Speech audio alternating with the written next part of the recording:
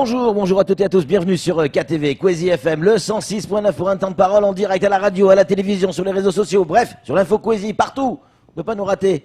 On a avec nous Bakar Ashraf, il a en charge, chef de projet pour la dématérialisation des demandes de subventions au conseil départemental. Alors, vous imaginez bien qu'on a une tonne de questions à lui poser. Bakar, bonjour. Bonjour. Merci d'être avec nous. Ça nous fait plaisir de vous recevoir sur ce plateau. Alors, on a reçu hier ce dossier de presse concernant la dématérialisation des demandes de subventions. Ça veut dire quoi déjà exactement, la dématérialisation ?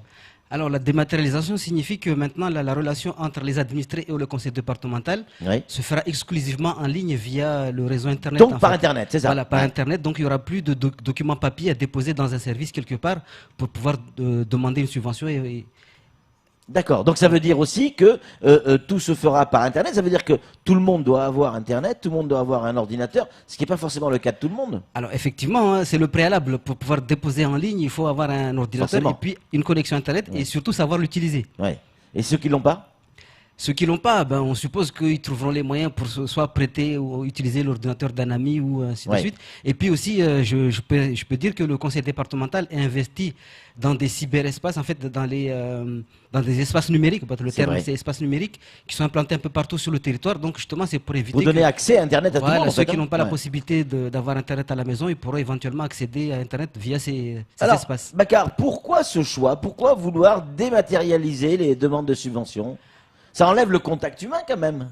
Non, pas du tout, puisque on peut toujours éventuellement avoir un contact téléphonique ou demander à rencontrer le porteur de projet pour éventuellement échanger sur le fond.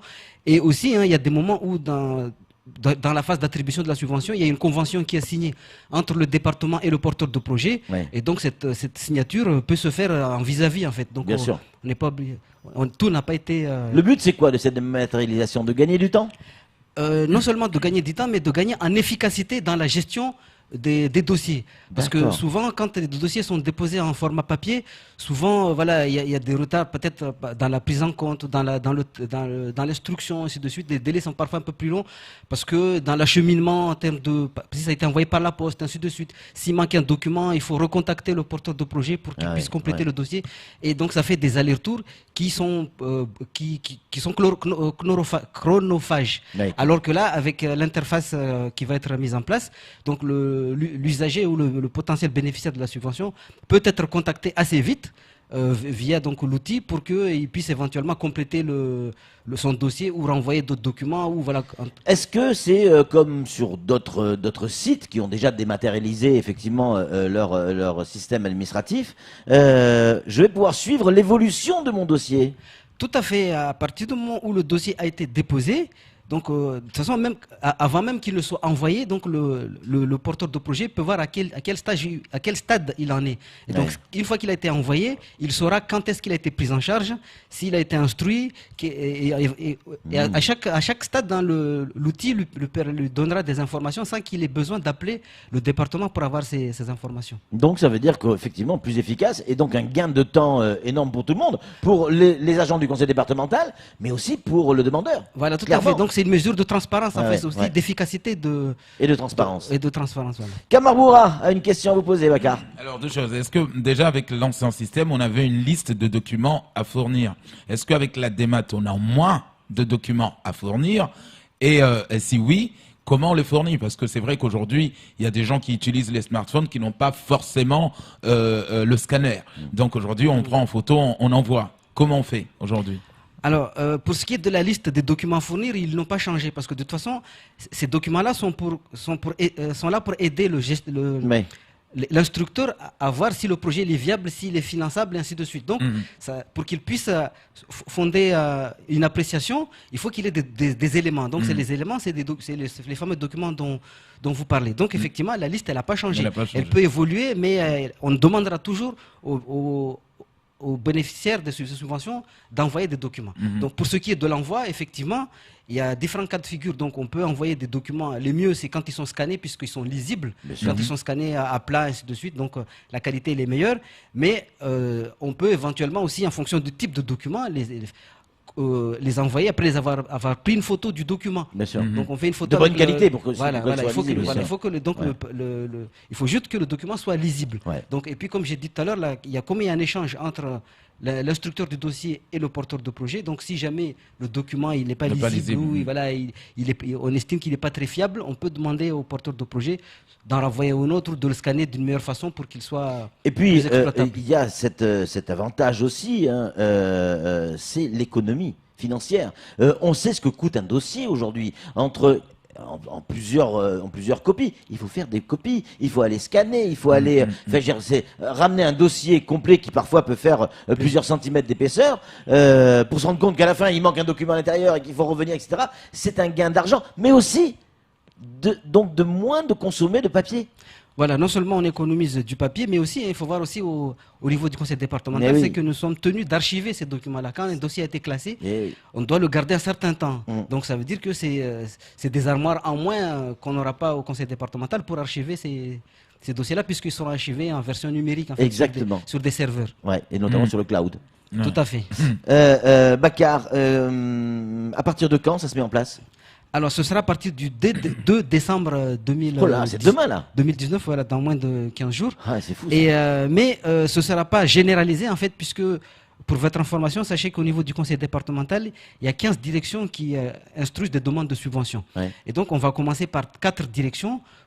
Donc ce sont ces 4 directions-là qui seront mises en ligne, enfin dont les téléservices seront mis en ligne à partir du 2 décembre. Et puis les autres se feront au fur et à mesure au courant de l'année 2020, donc à partir de janvier. Est-ce que c'est que les nouveaux projets qui vont être dématérialisés ou ceux qui sont en cours d'instruction devront aussi être dématérialisés? Non, non, c'est uniquement pour les nouvelles demandes qui vont être déposées au conseil départemental, qui devront passer par la plateforme dématérialisée.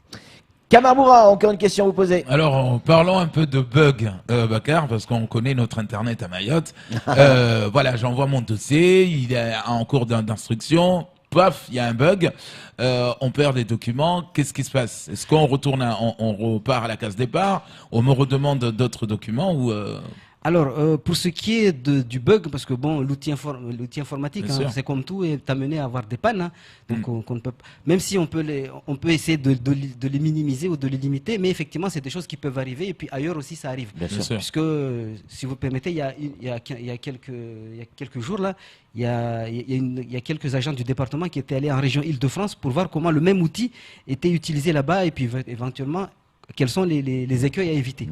Et donc pour ce qui est des bugs, donc le prestataire qui est actuellement à Mayotte là pour finir les paramétrages et puis surtout pour former les agents à l'utilisation de l'outil pour la prise en charge des demandes, donc il nous a bien expliqué que les saisies, par exemple, quand un porteur de projet prend l'initiative de déposer un document.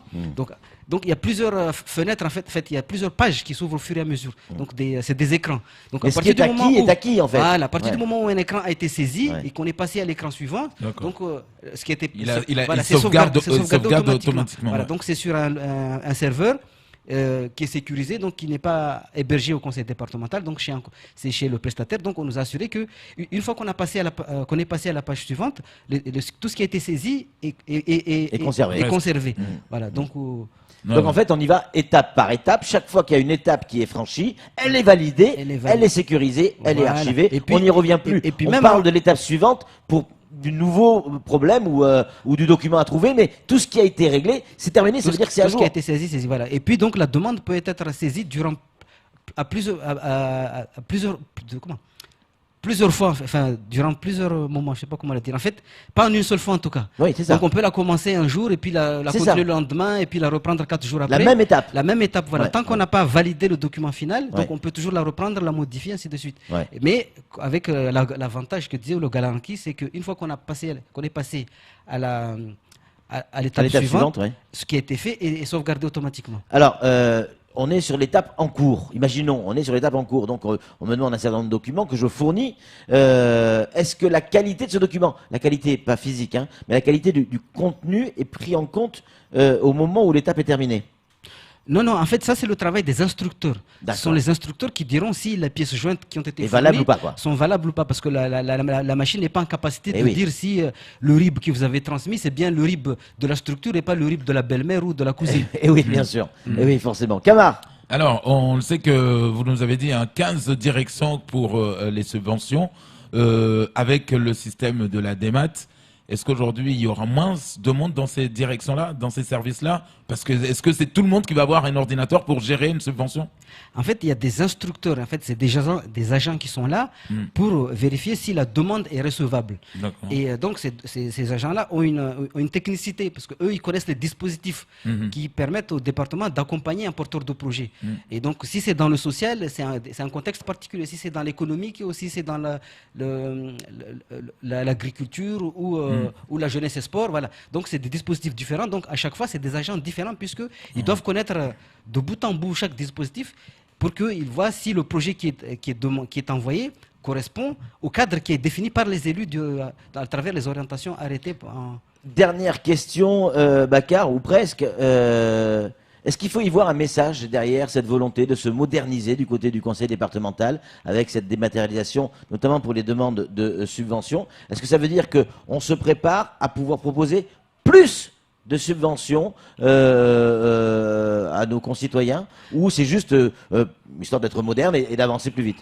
Non, pour ce qui est du plus, ça c'est aux élus de dire si c'est politique, vous avez ils raison. accordent un peu plus de moyens. Ouais. Mais en tout cas, l'idée qui est portée par les élus sur cette question, c'est surtout de simplifier la relation avec les administrés et aussi de permettre à l'administration d'être plus performante dans cette relation, parce que on doit respecter des délais, on doit respecter un cadre légal et justement la dématérialisation permet justement de gagner du temps sur certaines phases, notamment liées à l'envoi et puis au contact avec le... Allez, une dernière question, c'est promis, après on vous libère. Il y a des questions, des gens qui posent la question si effectivement ce système de dématérialisation va aussi remplacer des salariés du conseil départemental à terme. Non, pas du tout, puisque j'ai dit tout à l'heure là que les agents qui sont là pour instruire le dossier, eux, ils restent, parce que l'instruction ne se fera pas automatiquement. Il faut qu'il y ait quelqu'un pour décrypter les documents qui ont été envoyés, pour voir s'ils sont les bons, si l'argumentaire tient, si le projet il est intéressant, il correspond aux orientations du département. Donc ça, il y a une analyse qui doit être faite de fond sur le dossier. Donc ça, la machine ne peut pas le faire. Et donc il faut des agents derrière pour valider ce que le porteur de projet a envoyé pour traitement. Ces documents sont en français? Forcément. Oui, bien sûr. Est-ce qu'on ne risque pas d'avoir, je pense à certaines professions qui ne parlent pas forcément couramment le français, ils le comprennent, mais pas forcément le parler. Est-ce que ces documents qui seront tous en français et donc dématérialisés, est-ce qu'on ne risque pas de perdre le contact entre le demandeur et l'agent du conseil départemental qui vont pouvoir parler en mahorais pour expliquer ce qu'il faut exactement? Parce que des fois, ça c'est vachement important.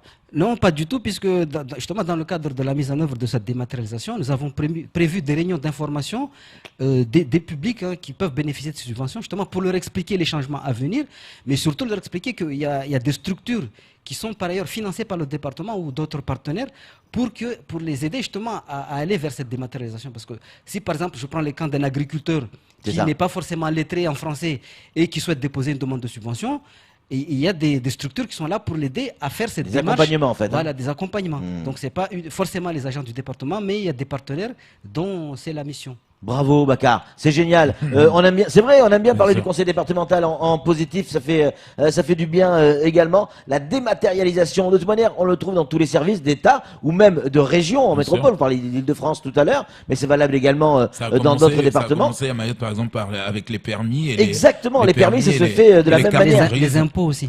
Alors, vous voyez, on avait bien commencé. Merci Bakar, en tout cas, merci d'être venu nous avoir expliqué cette dématérialisation au niveau des demandes de subvention du conseil départemental. C'est tout pour ce temps de parole. Tout de suite, la suite de notre programme.